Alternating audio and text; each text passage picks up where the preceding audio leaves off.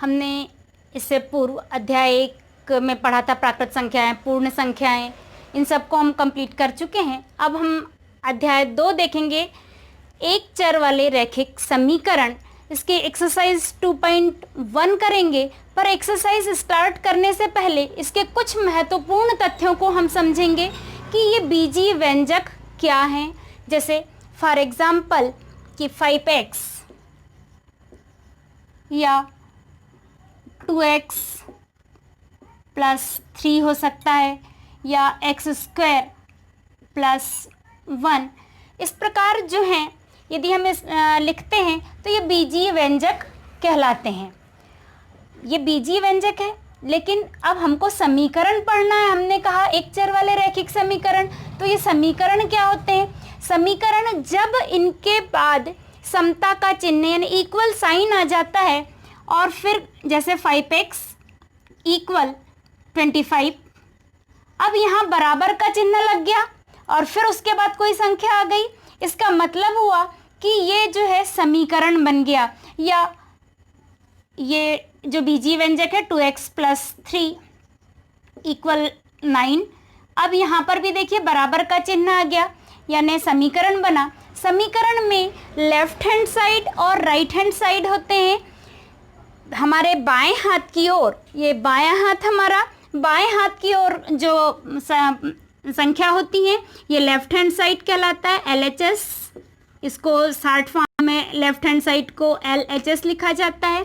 और equal sign के बाद दाहिने हाथ की तरफ जो भी संख्या या जितना जो भी लिखा होता है ये राइट हैंड साइड यानी RHS, इसको शॉर्ट फॉर्म में राइट हैंड साइड कहा जाता है। तो इस प्रकार समीकरण में इक्वल साइन का होना आवश्यक है और लेफ्ट हैंड साइड और राइट हैंड साइड इसमें होते हैं, ये समीकरण कहलाते हैं। अब हमने कहा कि एक चर वाले रैखिक समीकरण, हमने बीजीय व्यंजक और समीकरण क्या होते हैं ये तो जान लिया कि समीकरण क्या, पर अब ये एक चर वाले, ये चर और अचर क्या है सबसे पहले तो उसको जाने, उसके बाद एक और दो चर देखेंगे हम। तो चर और अचर मालूम होना चाहिए। जैसे जब किसी भी संख्या के बाद x, y, z या ABC भी हो सकता है, और जो भी संख्याएं होती हैं 1, 2, 3, 4 जो भी हो, ये सब जो है ये अचर कहलाती हैं। 4, 5 कोई भी संख्या हो सकती है, ये अचर कहलाती है क्योंकि इनके मान फिक्स होते हैं। यहाँ बटे में भी कोई संख्या हो सकती है, 3/7 है, कुछ है। तो इस प्रकार ये अचर, क्योंकि इनके मान फिक्स होते हैं, इनमें हम परिवर्तन नहीं कर सकते। इनके मान में परिवर्तन करने पर पूरा समीकरण बदल सकता है। फिर एक चर, क्योंकि हमारे पास हमने लिखा है एक चर वाले समीकरण, तो ये एक चर दो चर क्या है? तो एक चर जब यदि कोई संख्या केवल ये एक चरीय व्यंजक है, ये बीजीय व्यंजक है एक चर, क्यों? क्योंकि केवल 5x लिखा है, या इसकी जगह पे 5y भी हो सकता है, क्योंकि हमने कहा था कि चर चेंज हो सकते हैं, मान चेंज नहीं होता उससे।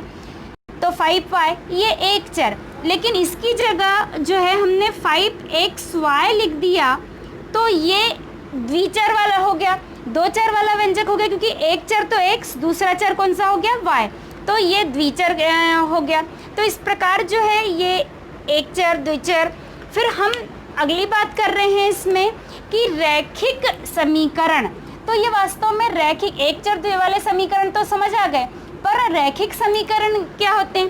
तो रैखिक समीकरण जिनकी घात, रैखिक समीकरण वे समीकरण यानी जिसमें इक्वल का साइन हो, लेफ्ट हैंड साइड और राइट हैंड साइड दोनों हो, वे समीकरण कहलाते हैं, हमने कहा था। तो वे समीकरण जिनमें चर की घात, चर यानी x, y, z कुछ भी हो सकता है, इनकी घात जो है एक होती है।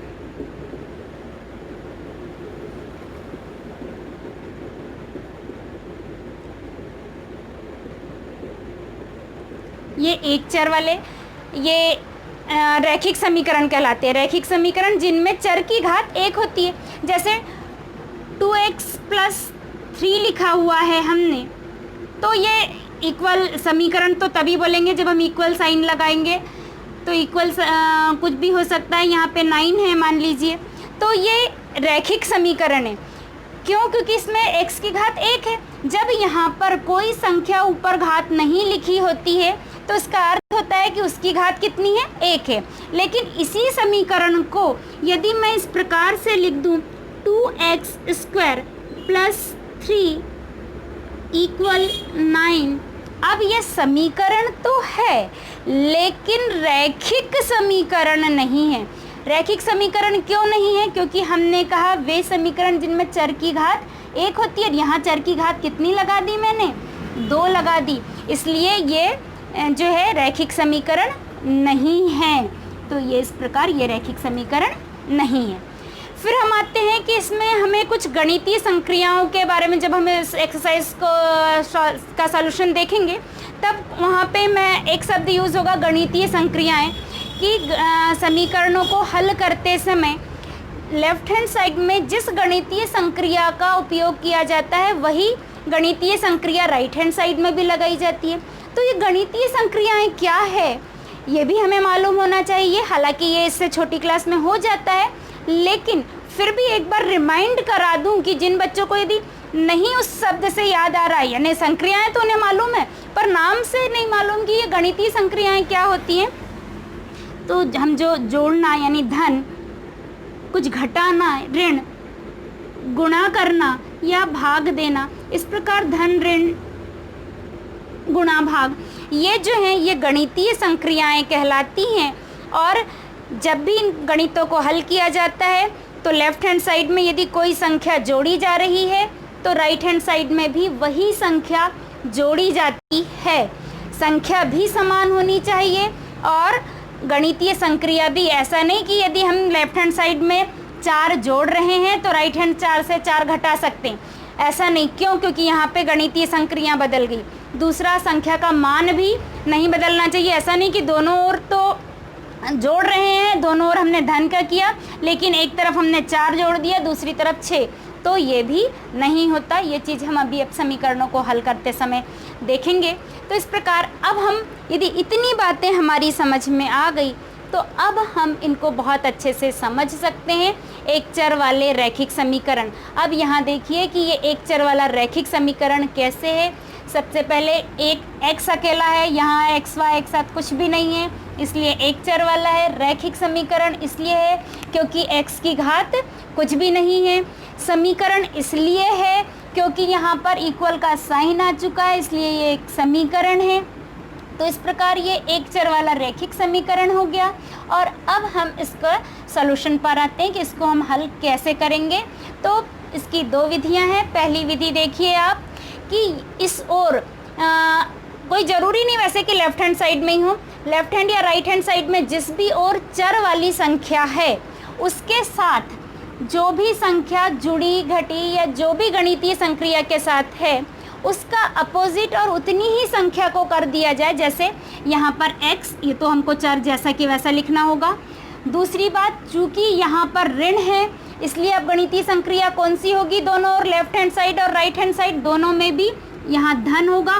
कितना धन या ऋण होगा ये भी देखिए। यहाँ कितना घटा है उसमें से -2 हुआ है, इसलिए यहाँ कितना जोड़ेंगे? 2। तो इससे पहले हमें लिखना पड़ेगा कि समीकरण के, इसको यहाँ पहले हम लिखेंगे समीकरण के, समीकरण पूरा लिखने की जगह इसको मैं शॉर्ट हैंड रूप में ऐसा लिखूंगी।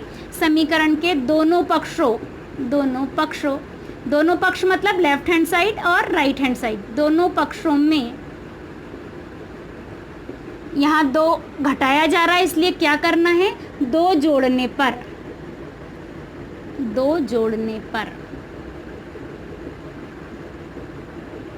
तो इस प्रकार देखिए x -2 ये लेफ्ट हैंड साइड है, यहाँ पर इक्वल 7। थोड़ा सा स्पेस मैंने छोड़ा है कि क्यों, मैं इसको रीज़न बता रही हूँ। 7 दोनों पक्षों में, ये लेफ्ट हैंड साइड क्या है हमारा? x -2 पूरा जो है ये लेफ्ट हैंड साइड है।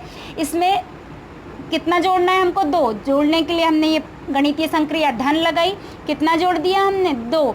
और ये 7 जो है ये 7 राइट हैंड साइड है, दोनों पक्षों में 2 जोड़ना है इसलिए +2।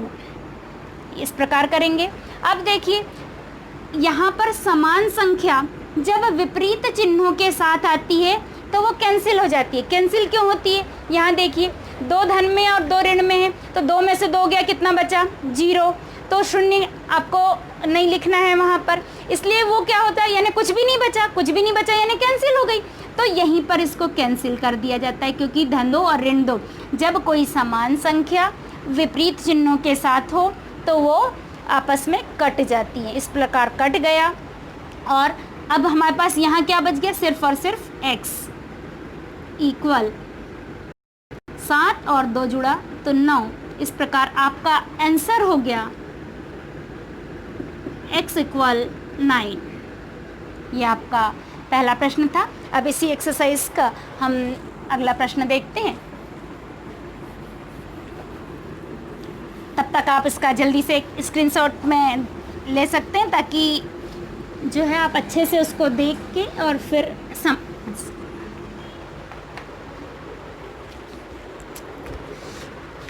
अब देखिए 2.1 का ही सेकंड मैथ से ये जो निम्न समीकरणों को हल कीजिए में। Number 2 is y + 3 = 10, y + 3 = 10। अब यहाँ पे देखिए, अब क्या करेंगे हम, यहाँ पर समीकरण के दोनों पक्षों में कितना जोड़ेंगे या घटाएंगे, सबसे कौन सी गणितीय संक्रिया लगेगी, तो ऋण लगेगी। और कितना घटाया जाएगा, 3, क्योंकि यहाँ पर इसके साथ में क्या है, धन 3 है, इसलिए समीकरण के दोनों पक्षों में ये पूरा लिखना बहुत ज़रूरी है। पूरा स्टेप बाय स्टेप कीजिए मैथ्स। यदि आपको मार्किंग अच्छी चाहिए, अच्छे नंबर चाहिए, तो स्टेप बाय स्टेप करना सीखिए। उसका एक लाभ ये भी होता है कि आपको समझने में कोई परेशानी नहीं होती और वो बात तक स्मरण में रहता है। समीकरण के दोनों पक्षों में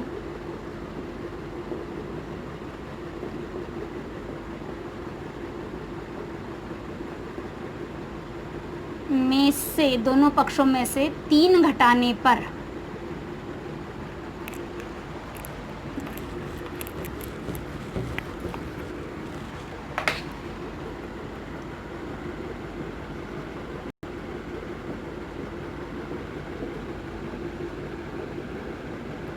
दोनों पक्षों से 3 घटाने पर देखिए y + 3, अब लेफ्ट हैंड साइड में से -3 किया, 3 को घटाया, इक्वल 10।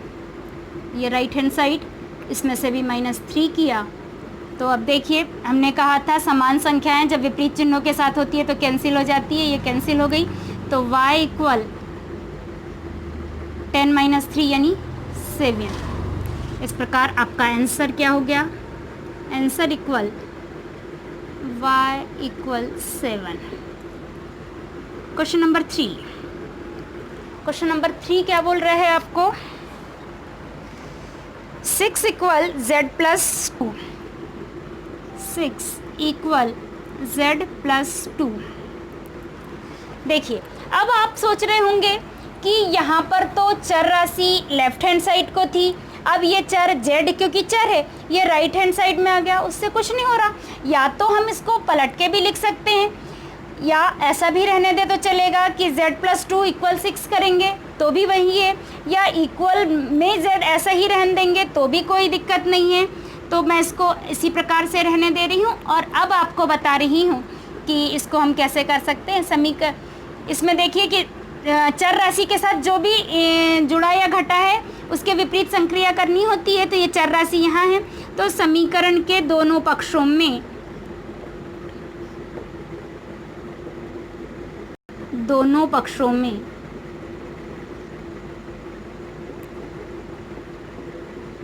में से 2 घटाने पर, क्योंकि यहाँ 2 जुड़ा है चर राशि के साथ में, से 2 घटाने पर